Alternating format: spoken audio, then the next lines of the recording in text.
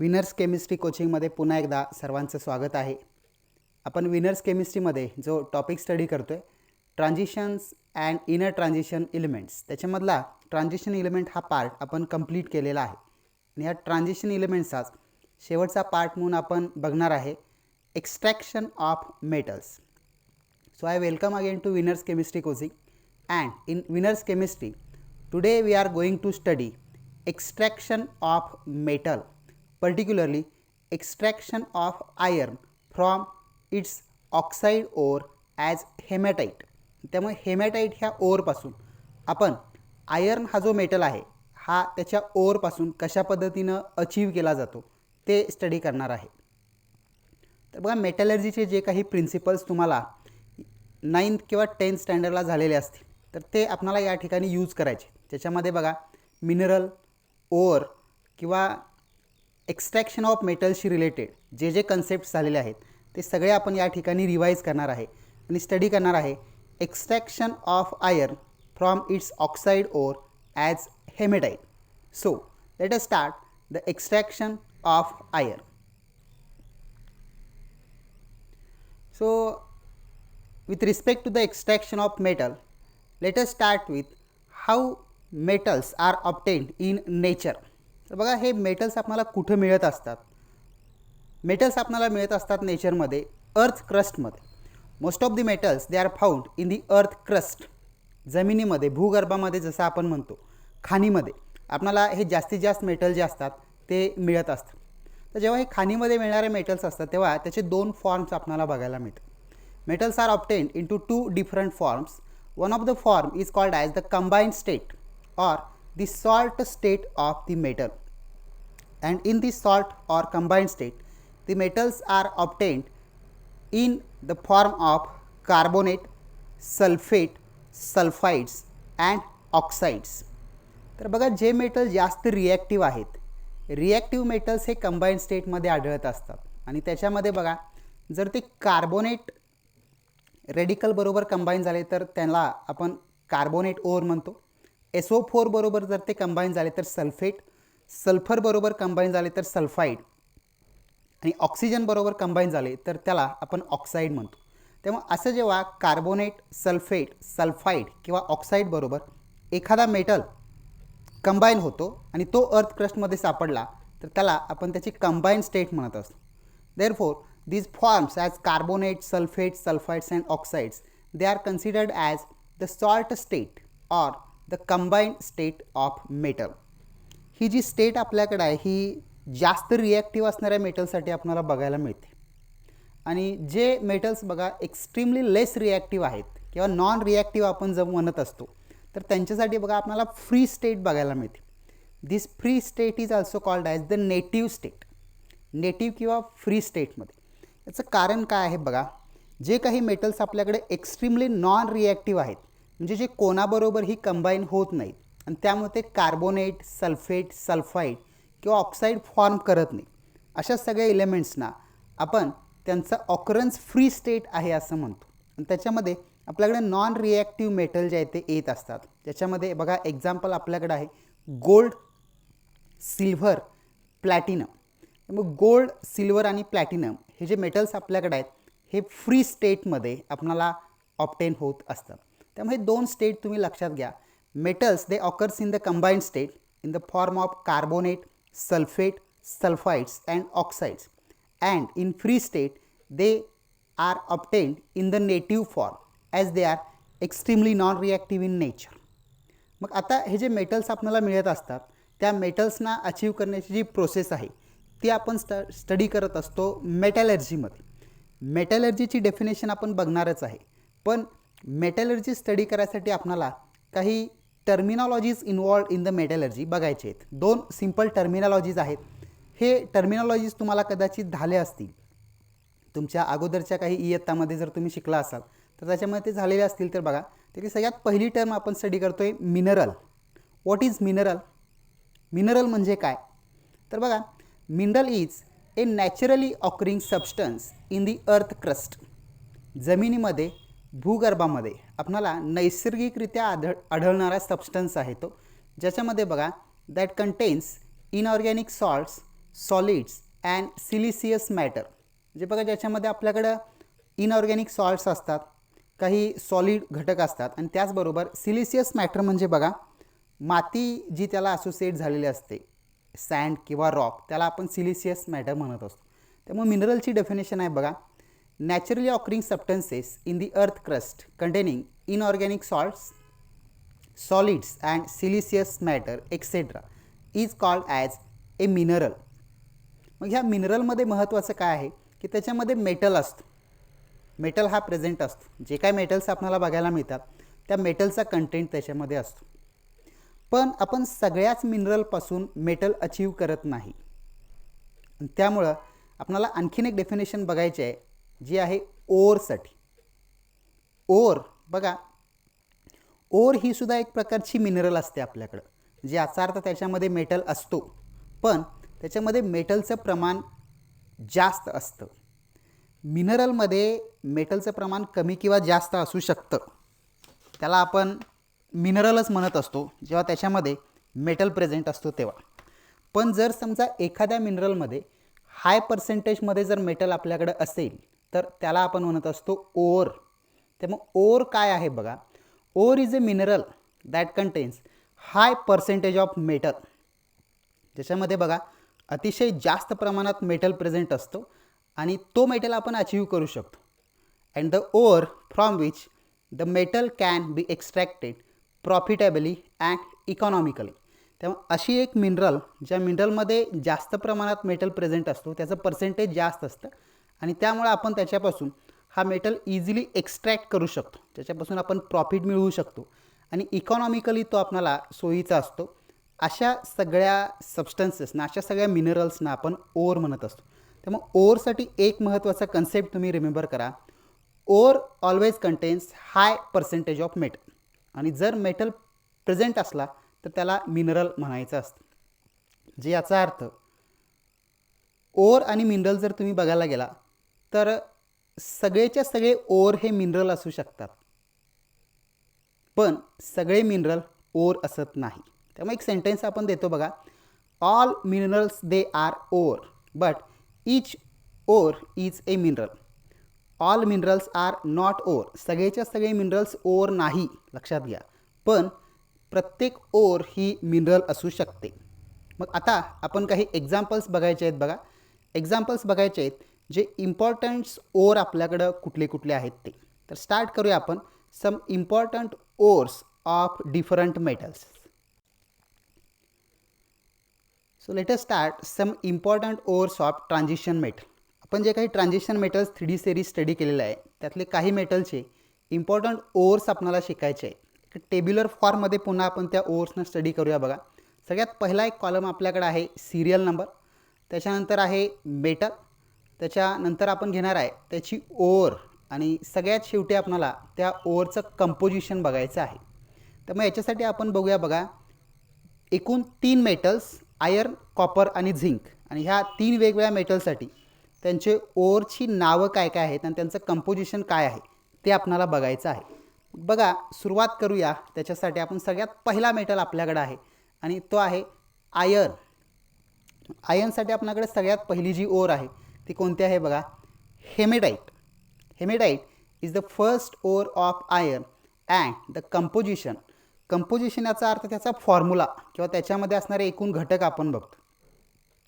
What is the formula for hematite ore? So it is Fe2O3. याच्यामध्ये iron oxidation state +3 असल्यामुळं त्याला आपण ferric oxide असं म्हणतो, आणि इथं ऑक्सिजन बरोबर आयर्न कंबाईन असल्यामुळं it is called as the oxide ore of iron. ही आयर्नची ऑक्साईड ओर आहे. दुसरी ओर आपल्याकडे आहे बघा आयर्नसाठीच, ज्याचं नाव आपल्याकडे आहे मॅग्नेटाइट. मॅग्नेटाइट जो आहे हा आपल्याकडे बघा फॉर्म्युला येत असतो Fe3O4, आणि Fe3O4साठी आपणाकडं त्याला आणखीन एक नाव आहे, it is also called as magnetic oxide, second ore. Even this hematite and magnetite both are oxide ores of iron. हे दोन्हीच्या दोन्ही ओर आयर्नच्या ऑक्साईड ओर्स आहे. मग बघा याच्यानंतर तिसरी जी आपण ओर बघणार आहे आयर्नसाठीच आहे, ज्याचं नाव आहे पायराइट. पायराईट ओर्स जे आपण बघतो ते सल्फर बरोबर असतात, त्यामुळे सल्फाईड ओर्सना आपण सहसा पायराईट ओर्स असं म्हणत असतो. त्यामुळे सल्फाईड बरोबरची जी आयर्नची ओर आपल्याकडे आहे त्याचा फॉर्म्युला आपल्याकडे आहे बघा, Fe2 आयर्न सल्फाईड असं त्याचं नाव आहे, आणि त्यामुळं iron sulphide is also called as the pyrite. मग बघा एक्झामच्या दृष्टीने जर तुम्हाला महत्त्वाचं सांगायचं झालं तर ही लक्षात घ्या गोष्ट तुम्ही, की आपल्याला एखाद्या मेटलची इम्पॉर्टंट ओर आणि त्याचा फॉर्म्युला असा क्वेश्चन 1 मार्कला विचारला जातो. म्हणजे क्वेश्चन असा असू शकतो बघा, what is the formula and name of important ore of iron. आयर्नच्या इम्पॉर्टंट ओरचा फॉर्म्युला आणि नाव जे आहे ते तुम्हाला या ठिकाणी मग सांगायचं असतं. त्यामुळे हेमेटाईट हे नाव तुम्ही त्या ठिकाणी लिहू शकता. तर हा पहिला मेटल झाला आयर. यानंतर दुसरा मेटल आपण स्टार्ट करतोय बघा. दुसऱ्या मेटलचं नाव आपल्याकडे आहे कॉपर, Cu, ॲटॉमिक नंबर 29. आणि याचे देखील 3 ओर्स आपण बघणार आहे. सगळ्यात पहिली जी ओर आहे कॉपरची त्याचं नाव आपल्याकडे आहे बघा copper pyrite. Even it is also called as chalcopyrites. त्याला आपण चाल्कोपायराइट्ससुद्धा म्हणत असतो. मग जेव्हा हे आपण कॉपर पायराईट किंवा चाल्कोपायराईट ओर बघतो त्याचं कंपोजिशन आपल्याकडे आहे फॉर्म्युला CuFeS2. जसं सल्फाईड ओर तुम्हाला सांगितलं पायराईट ओर म्हणून आपण ओळखतो, त्यामुळे ही सल्फाईड फॉर्ममधली ओर आहे copper pyrite. कॉपरची second number or आपल्याकडे आहे ज्याचं नाव आहे बघा कॉपर ग्लान्स किंवा त्याला आपण चाल्कोसाईट असं म्हणतो, आणि ही देखील सल्फाईड ओर आहे. नाव येतं फॉर्म्युला येतो Cu2S कंपोजिशन बघा. त्यामुळे second ore of copper is copper glance or chalcocite with composition as Cu2S. आणि कॉपरची थर्ड नंबर ओर आपल्याकडे आहे, नाव आहे क्युप्राईट. क्युप्राईट ही आपल्याकडे ऑक्साईड ओर असते आणि त्याचा फॉर्म्युला बघा आपल्याकडं Cu2O कंपोजिशन आहे Cu2O. Cuprite is an oxide ore of copper. So this is second metal copper. आणि यानंतर आपण ट्रान्झिशन मेटल्समधला तिसरा मेटल बघतोय ज्याचं नाव आपल्याकडे आहे झिंक. झिंकचे देखील आपण 3 ओर स्टडी करणार आहे, ज्यापैकी सगळ्यात पहिली जी ओर आपल्याकडे आहे त्याचं नाव आहे बघा zinc blende or it is also called as sphalerite. Zinc blende किंवा स्फॅलेराईट ह्या नावानं ओळखली जाणारी जी ओर आहे that ore is a sulphide ore with composition as ZnS. Zinc sulphide जो सबस्टन्स आहे तो. Second ore of zinc is zincite. बघा झिंकाईट ही ओर आहे. This is an oxide ore with formula as ZnO. ही आपल्याकडे ZnO जी ore आहे ऑक्साईड त्याचं नाव झिंकाईट असं आहे. आणि तिसरी एक ओर आहे बघा कार्बोनेट ओरचं एक्झाम्पल आपण बघितलं नाही, त्यामुळं थर्ड नंबर ओर जी आहे त्या ओरचं नाव आपल्याकडे आहे कॅलामाइन. आणि ह्या कॅलामाइनचं कंपोजिशन आपल्याकडे आहे बघा ZnCO3 carbonate kind of ore. त्यामुळे हे ओर्स आपल्याकडे आहेत बघा ट्रान्झिशन मेटल्सचे ओर जे आपण बघतोय ते अगदी तुम्ही व्यवस्थित ह्या ओर्सना अंडरस्टँड करून घ्या, कारण ह्याच्यावरती कंपोजिशन आणखीन ओरचं नाव असा 1 मार्क क्वेश्चन तुम्हाला एक्झामला विचारला जाऊ शकतो. मग याच्यानंतर आपण बघूया मेटलर्जी म्हणजे काय आणि मेटलर्जीचे प्रिन्सिपल्स काय काय आहेत हे देखील आपल्याला स्टडी करायचं आहे. So let us now start what is metallurgy. Metallurgy म्हणजे काय आता आपण बघूया. तर मेटलर्जी म्हणजे धातू निष्कर्षण असा एक कन्सेप्ट तुम्हाला झाला असेल आधी, तर बघा त्याला आपण मेटलर्जी म्हणतो. पण आता इथून पुढे त्याला डिफाईन करताना आपण कसं डिफाईन करायचं, तर बघा it is the process of extraction of metal in the pure state from its particular ore is called as the metallurgy. तर मेटलर्जीमध्ये आपण काय करतो बघा, एखादा जो मेटल आपल्याकडे आहे तो मेटल त्याच्या प्युअर फॉर्ममध्ये आपण त्याला एक्स्ट्रॅक्ट करतो. म्हणजे बघा कुठलाही मेटल जर तुम्ही बघायला गेला तर तो आपल्याला जो मिळतो जमिनीमध्ये तो त्याच्या इम्प्युअर फॉर्ममध्ये असतो. आणि त्या इम्प्युअर फॉर्मच्या मेटलचं कन्व्हर्जन जेव्हा आपण प्युअर फॉर्ममध्ये करतो आणि त्याच्यासाठी जे काही डिफरंट प्रोसेसेस आपण यूज करतो त्या सगळ्या प्रोसेसेसच्या स्टडीला आपण मेटलर्जी असं म्हणतो. त्यामुळे मेटलर्जी काय आहे, it is the process of extraction of metal in the pure state from its particular ore. मग जेव्हा ही मेटलर्जी आपण बघत असतो तेव्हा ह्या मेटलर्जीचे आपल्याकडे डिफरंट टाईप्स आहेत, म्हणजे आपण त्याच्यामध्ये काय मेथड्स यूज करतो त्याच्यावरती. Hence depending upon the nature of metal and nature of ore, म्हणजे आपल्याकडे बघा नेचर ऑफ मेटल आणि नेचर ऑफ ओर जे आपल्याकडे आहे त्याच्यावरती 3 टाईप्सचे मेटलर्जी आपल्याकडे बघायला मिळतं.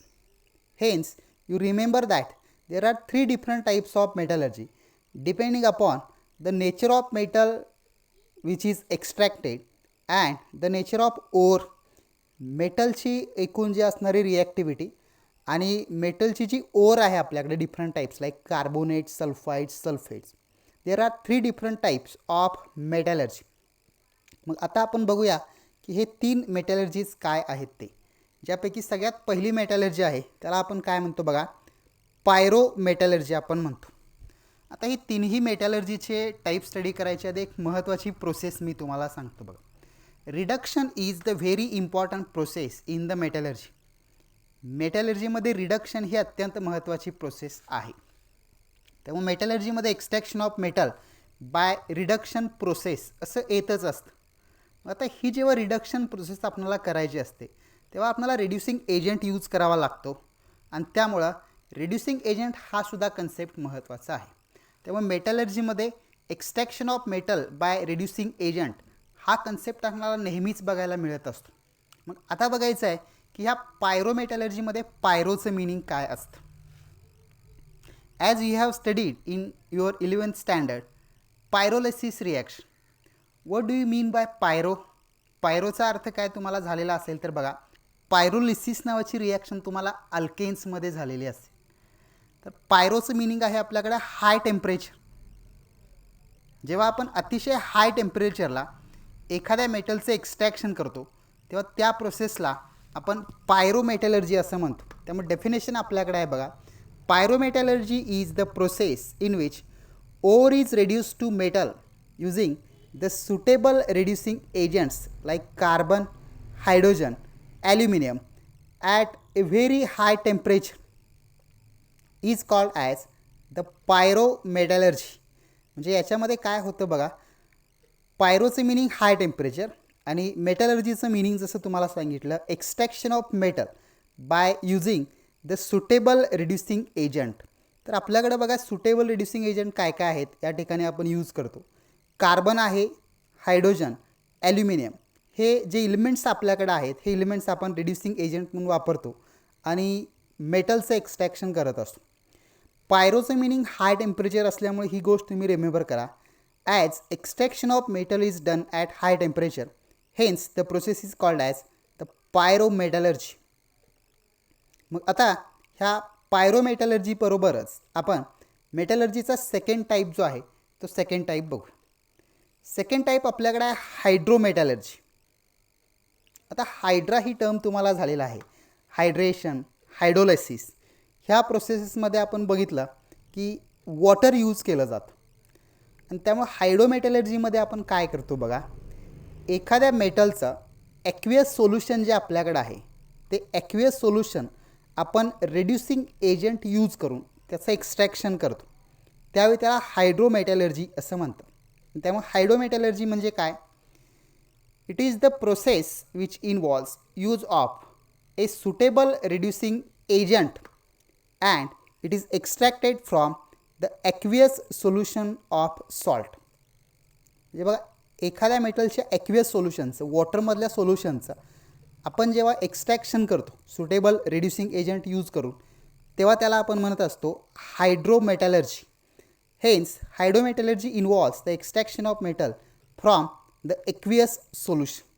त्यामुळे इथं हायड्राचं मिनिंग तुम्ही रिमेंबर करा, ॲक्वा ऑर वॉटर. इथं सुद्धा रिड्युसिंग एजंट यूज करूनच आपण ही रिॲक्शन करत असतो. आणि त्यानंतर बघा तिसरा आणि लास्ट टाईपची मेटलर्जी आपल्याकडे आहे, इट इज द इलेक्ट्रोमेटलर्जी. तर इलेक्ट्रोमेटलर्जीमध्ये आपण काय करतो बघा, in electrometallurgy electricity is pass through the electrolytic solution. म्हणजे इथं आपण काय करतो आहे बघा, एखादा जो मेटल आपल्याकडे आहे त्या मेटलच्या सोल्युशनमधून, मोल्टन सोल्युशनमधून आपण काय करतो, इलेक्ट्रिसिटी पास करतो. आणि जर आपण त्याच्यामधून इलेक्ट्रिसिटी पास केली तर बघा जे 2 इलेक्ट्रोड्स आपण यूज करतो ॲनोड आणि कॅथोड, तर इथं कॅथोडला रिडक्शन रिॲक्शन होत असते. मग ही प्रोसेस करंट पास केल्यानंतर होते, इलेक्ट्रिसिटी पास केल्यानंतर. त्यामुळे इलेक्ट्रिसिटी पास करून जेव्हा आपण मेटलचं एक्स्ट्रॅक्शन करतो, it is called as the electrometallurgy. त्यामुळे त्याचे डेफिनेशन आपल्याकडे या पद्धतीने आहे बघा. It is the process in which the electrolytic solution, electrolytic reduction of fused metallic compounds can be done and the metal is extracted. मेटलचं extraction आपण त्याच्या इलेक्ट्रोलायटिक सोल्युशनचं रिडक्शन करून जेव्हा करतो तेव्हा त्याला इलेक्ट्रोमेटॅलर्जी असं म्हणतात. त्यामुळे हे 3 टाईप्स आपल्याकडे आहेत. ह्या 3 टाईपचे डेफिनेशन्स आपल्याकडे महत्त्वाचे, जे तुम्हाला सांगितलेले आहेत ते डेफिनेशन्स तुम्ही काय करा, क्लिअरली रिमेंबर करा. मग आता ह्या मेटॅलर्जीचा जो पार्ट आपण यूज करतो, हे जो मेटल आपल्याला एक्स्ट्रॅक्ट करायचा आहे त्याच्या नेचरवरती, आणखीन त्याचबरोबर त्याच्या ओरवरती डिपेंड असतं की आपण पायरोमेटॅलर्जीनं त्याचं एक्स्ट्रॅक्शन करायचं की हायड्रोमेटॅलर्जी ऑर इलेक्ट्रोमेटॅलर्जी. मग याच्यानंतर आपण ह्या मेटॅलर्जीमध्ये इन्व्हॉल्व असणारे जे स्टेप्स आहेत, ज्याला आपण principles involved in the metallurgy, ते आपल्याला स्टडी करायचे. त्यामुळे आपण स्टार्ट करूया. Principles involved or steps involved in the process of extraction of metal or the steps involved in the metallurgy. So let us now start the general principles of metallurgy. These are also called as the steps involved in the metallurgy. म्हणजे बघा, एखाद्या मेटलचं त्याच्या ओरपासून जर आपल्याला extraction करायचं असेल तर important steps कुठले वापरले जातात, त्यांना आपण म्हणतो general principles or steps involved in the process of extraction, in which the first step is the concentration of ore. तर मग पहिली स्टेप आपल्याकडे कॉन्सन्ट्रेशन ऑफ ओर आहे, ज्याच्यामध्ये आपण काय करतो, जो काय अनवॉन्टेड पार्ट आपल्याकडे आहे तो रिमूव्ह करतो. The removal of unwanted part of the ore is called as the concentration of ore. After concentration, the second step is the conversion of ore into oxide or any other desired compound. Second स्टेपमध्ये आपण जी concentrated or आहे ती जर oxide फॉर्ममध्ये असेल तर आपल्याला त्याचं सहज एक्स्ट्रॅक्शन करता येतं. पण जर ती ऑक्साईड फॉर्ममध्ये नसेल तर ते आपल्याला ऑक्साईड फॉर्ममध्ये कन्वर्ट करावे लागते. त्यामुळे त्याला आपण काय म्हणतो बघा, conversion of ore into oxide or any other desired compound. मग जेव्हा आपल्याला हा ऑक्साईड फॉर्म इथं अचीव होतो तेव्हा थर्ड स्टेप आपण यूज करतो.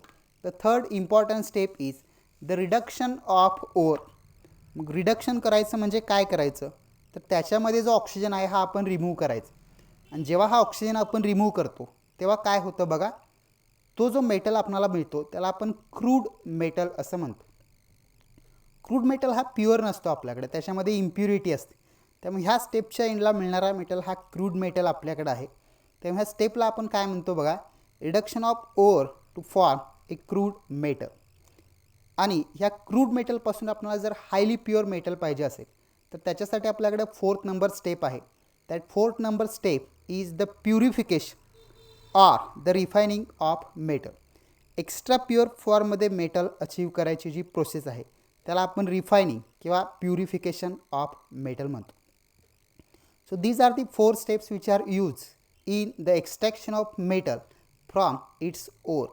मग याच्यानंतर आपण बघा, हेमेटाईट ओरपासून आयर्न कसा अचीव करायचा, त्याच्यासाठी हे 4 प्रिन्सिपल्स वापरून आपल्या नेक्स्ट व्हिडिओमध्ये आपण बघणार आहे how to extract this iron metal from its hematite ore.